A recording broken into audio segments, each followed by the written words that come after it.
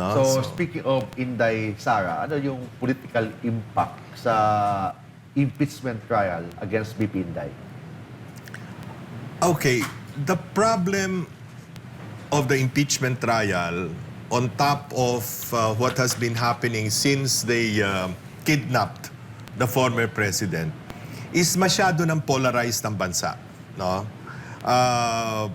To put it in more colorful words, parang nahati ang bansa between the DDS, the Duterte supporters, and the Duterte haters, yung die-hard Duterte haters. Kasama na dyan yung mga pinklawan, kasama na yung mga kaliwa, at of course, directed by the government itself. No? So ayan ang nangyari. Imbis na nagkasundo-sundo tayo, the political fallout is such that it impacts upon the economy. It impacts upon every single Filipino's life.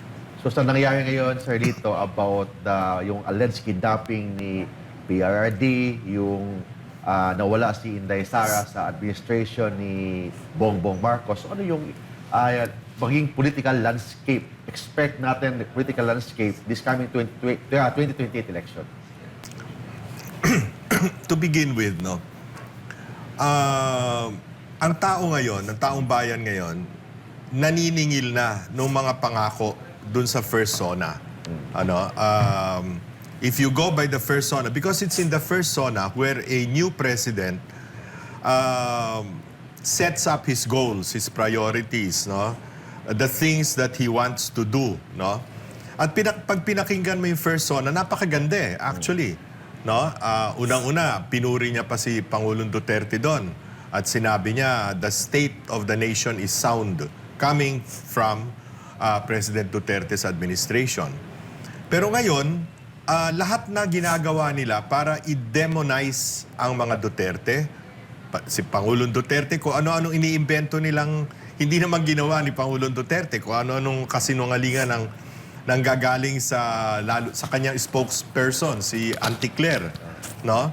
At patuloy nilang dinidemonize si Vice President Inday Sara through the impeachment trial. Puro nag-iimbento ng kwento, no? It's all a charade, no? What's happening. So, ang taong bayan ngayon, na hirap dahil mataas ang presyo ng lahat ng bilihin, inflation has gone haywire, no? We have the highest inflation rate in all of Southeast Asia, in all of ASEAN, no? Parang ano nagawa mo sa lugar ng 4 na taon, no? Para gumanda naman miski na papano ang buhay namin. Coming as it does from 2 years of the pandemic, yung COVID, na dahil sa pamamahala ni Pangulong Duterte, we were able to, save many lives. We were able to graduate from COVID na hindi naman gaanong na marami namatay o di kaya bumagsak ang ekonomiya. We were already on the way to recovery in 2022. So, I really do not know what he can do further, no, to improve the situation and the lives of the ordinary Filipino. So, si BBM, this coming 2028, may impact pa kaya yung kanyang endorsement sa who will be the next president of the Philippines? Let's go back in history. Remember GMA, President GMA, she was president for 9 years, no? And because of the corruption scandals followed by the Hello Garcia incident, her endorsement of her candidate, who was very well qualified, hindi naman natin tatawaran yung katalinuhan o yung galing ni Gibo Teodoro, no? But what happened? He finished 4th, no? It was a kiss of death.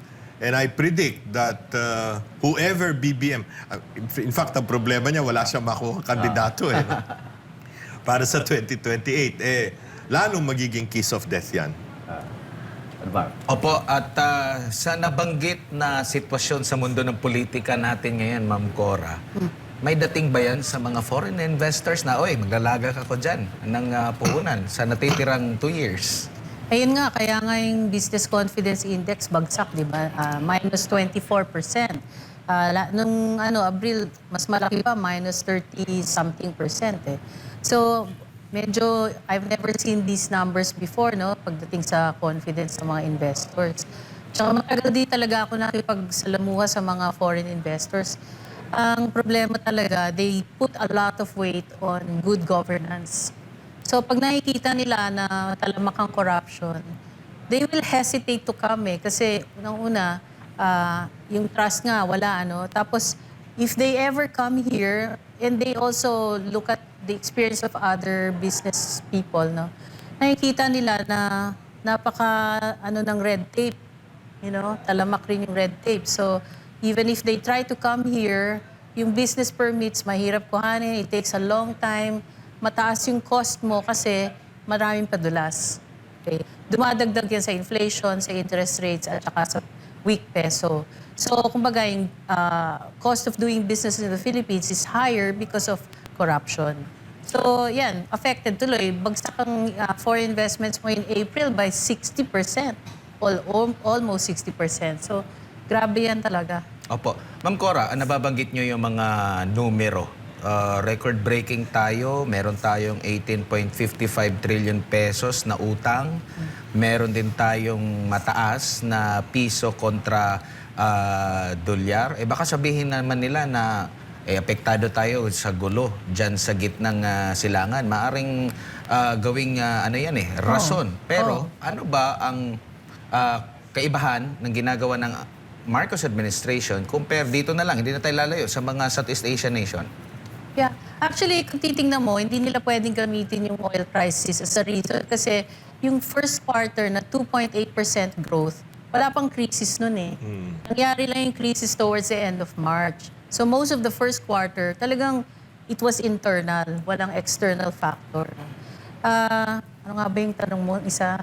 Yung yung utang and yung mismong yung 61 pesos na tayo ngayon ang dollar versus sa peso. So may hirapan ng bumalik yung piso, kasi ngayon mahina nga yung investments, tapos yung exports mo, paano mag-i-improve yung exports? Tinaasan pa yung taripa ng US, dinagdagan pa ng 12%. So 31.5 na yata yung total tariffs natin to the US. Kawawa yung exporters natin. In the meantime, yung import cost mo tumataas kasi ang crudo, pataas na naman. So mahal na naman ang crudo, So dadagdag yan sa inflation. Pati yung weak peso dadagdag sa inflation. So talagang pahirap ng pahirap. And hindi ko talaga as Mr. Banayo said, na ano kaya sasabihin ni BBM sa zona niya?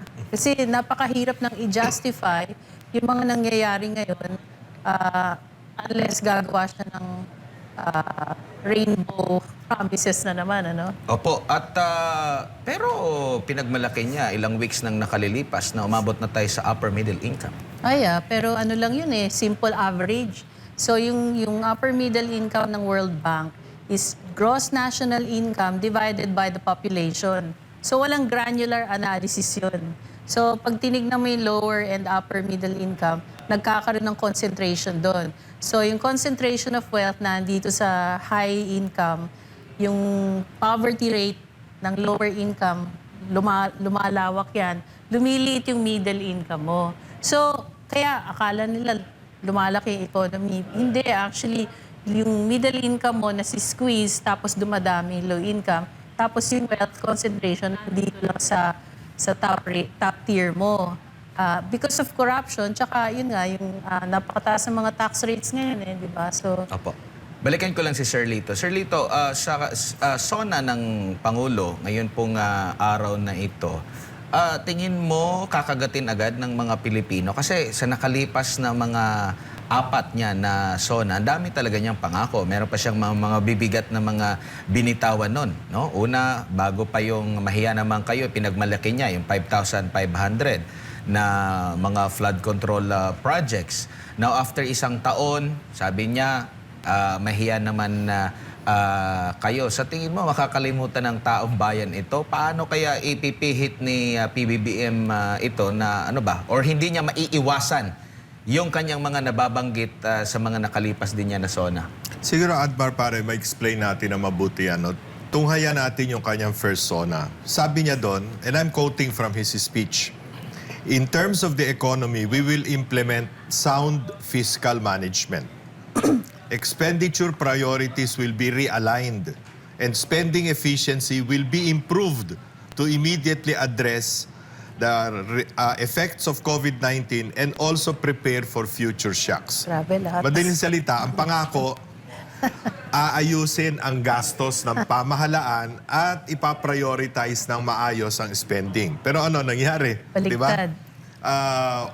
Ngayon, ang susunod na budget natin, according to DBM, 7.2 trillion. That is 600 billion higher than last year, which was 540 billion higher than 2024.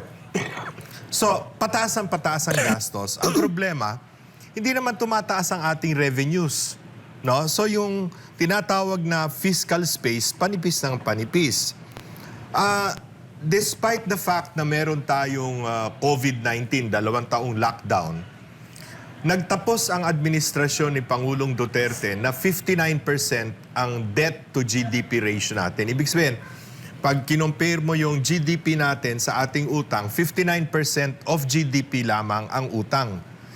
Ngayon 66% na eh. At pataas pa dahil sa nangyayari nga, no? Dahil halimbawa, 1/3 ng utang natin na 18.55 trillion according to Ma'am Cora, no? 1/3 niyan is foreign debt. 2/3 is domestic debt. Yung 1/3 na debt, pag babayaran mo yon, kinompute mo sa 58 pesos, ngayon 61.85 na. Di tumaas ka na. 385 na itataas ang babayaran mo dahil ang income naman ng gobyerno, pesos, hindi naman dolyar, no? Pagkatapos, nangako siya na ibababa niya ang poverty rate. Single digit na raw tayo by 2028. My God, yung huling SWS survey ng self-rated poverty, 52% of all Filipino households claim that they are poor. 52%, no? So, wala eh. Kung isusuma total nga natin para lang sa, for the benefit of yung ordinaryong mamamayan na nakikinig sa atin, itong gobyernong ito is overspending, overtaxing, overborrowing. And why are we overspending, overtaxing, and overborrowing? Because government is overstealing, no? So, yan, sobra ang gastos, sobra ang pagbubuwis, sobra ang utang, dahil sobrang kawat, sobrang nakaw, no? Kaya yan ang state of the nation talaga kung tutuusin mo. So, Sir Lito, paano kayo i-manage ng ating government yung tinatawag na political disagreements while focusing on the governance? Paano mong Attorney Mark, paano mong ipapatch up pa yung ating polarization ng ating society kung ganyang patuloy mong sinisiraan si Vice President Inday Sara, no? At bagamat malinaw na malinaw sa mga trust rating as well as approval rating, napakataas ng kay Inday Sara, samantalang mababa comparatively si Presidente Marcos. So, paano mo pang aayusin yan? Wala na, ang ayusan yan 2028 na pag ang taong bayan na ang siyang nag-decide kung sino ang susunod na So, presidente. yung gulo po dito pala, Sir Lito, hanggang 2028 na Tuloy-tuloy. wala nang pag-asang magkabalikan. Wala na, tuloy-tuloy na ito. Kaya nga nakakalungkot dahil wala eh. Pag ganitong awayan ng awayan, no? Tinitira nila ng tinitira si Inday Sara kung ano-ano pa iniimbento nila, no? Na pati si Senator Marcoleta, kinulong, kung sino-sino, lahat ng mga kakampi ni Inday Sara kinukulong, di lalong iigting yung resentment o yung paghihinaing ng mga supporters ni Vice President Sara. Kaya lalala ang sitwasyon. At ang foreign investment, nasabi nga ni Ma'am Cora kanina, bumagsak na by 60% noong April. Sino pa mag-i-invest dito? Hihintayin na lang ang 2028. Di ba? So, maraming unfinished business pala si BBM. Wala naman yata na-finish. Wala na finish. Kung kasing laki ng utang natin, yung utang din niya na dapat gawin, trabaho, Sir Lito? Yung utang niya sa taong bayan, sobra-sobra. At mabuti na nga lang at marami tayong OFW. Yun ang sumasalba sa ekonomiya natin eh. Kung walang OFW, Diyos ko, anong natin, ang manufacturing industries natin, napakaliit. Ang agriculture natin, ang agricultural performance, can you imagine, in a country which used to pride itself as an agricultural powerhouse, bagsak na bagsak. Ang importation natin ng bigas ngayong taong ito, according to the US Department of Agriculture, will be 6 million tons. No? 6 million tons. Nung panahon ni Pangulong GMA, that was 2 million tons. Napakataas na nung 2 million tons. Na nung panahon ni Pinoy, na gawa naming 860,000 tons lamang. No? Ngayon, 6 million tons. Paano pa yung mga farmers natin? Lahat na lang inaangkat na natin. Pati gulay, inaangkat natin. Baboy, inaangkat natin. Isda, pati galunggong, ini-import na natin. Hindi ko maintindihan kung anong mismanagement ang ginawa nila. Opo. Ma'am Cora, baka may maidagdag ka doon sa utang natin? Actually, yan ang sa akin pinakamalaking worry kasi yung utang na yan may pangmatagalang effect sa ating population. No? Kasi kaya binabalikan ko parati yung tatay ni BBM kasi nung time na yun, nung naging presidente si Marcos Sr., 5 years old pa lang ako. Nung nakalabas tayo sa IMF program, I was already in my 40s. Okay? So, ibig sabihin, nung nakalap niya yung utang, 21 years, took another 20 years para mabayaran yung inutang ng tatay. So ngayon, itong anak, mas malaki pa yung inutang kasi yung inutang ng tatay is over 360 billion pesos. No? Si BBM, in his 4 years, utang na yan ng 5.8 trillion pesos. Ganyan nakalaki. You know, 5.8 trillion can build 3.6 million homes that are worth 1.5 million per home. No? So, ganun kalaki yun. So, ngayon, ano ibig sabihin yan? Kada Pilipino ngayon, meron ng utang na 161,000 pesos. So, hindi pa pinapanganak, nasa tiyan pa lang, may utang na yan. Ganun ka na. Lumalaki yung utang natin ngayon, on the average, by 10%. Ang economy natin is only growing by 5%, tapos pababa pa yung trajectory. So, ibig sabihin yan, pahina ng pahina yung ating economy habang tumataas ang utang. So, ilang generation na naman ang mangyayari niyan sa pagbayad ng utang. Kasi ako naranasan ko yan eh. You know, 20 years of my life, nagbabayad tayo ng utang sa IMF. Opo. Siguro bilang panghuli na lang, no? Masarap pa sana makipagtalakayan. Pero last message na lang or baka may hindi kami naitanong na pwede niyong banggitin po, Sir Lito. Parang napakahirap kasing parang napakahirap na magbigay ng positive statements at this point in time in our national life, no? Ano ang pwedeng gawin?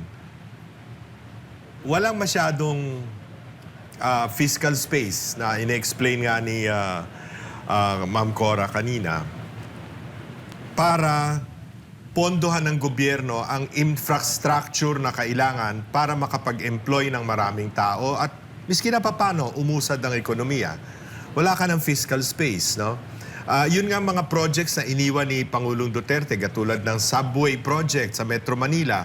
Dahil inilipat ang pera sa flood control, dati 2028 tapos na yan. Ngayon 2034 aabutin. So yung susunod pang presidente, no, 2034 pa makikinabang. Yung railway project natin, na napaka-importante. Sinabi rin niya ni BBM doon sa kanyang unang zona. Ano nangyari? Nakatenga. Walang kilos. Kasi nga nalipat sa mga corruption prone na flood control at iba pang mga infrastructure projects ng DPWH at iba pang ahensya.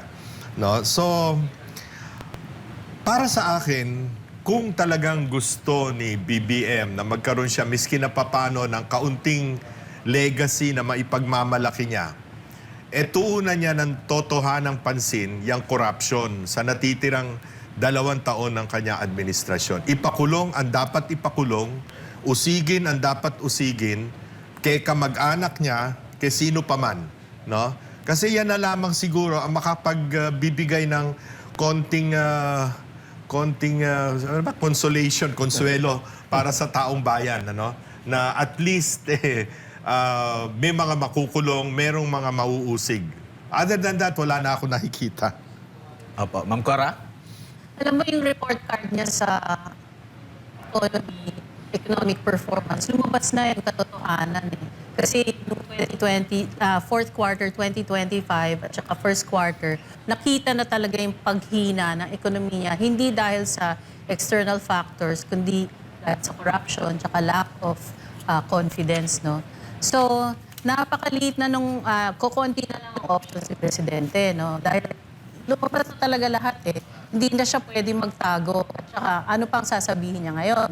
So, ang option niya, if he decides to stay in power, magtino nga siya, as what Sir Lito said, no? So, magtino ang gobyerno, restore fiscal discipline, require accountability, no?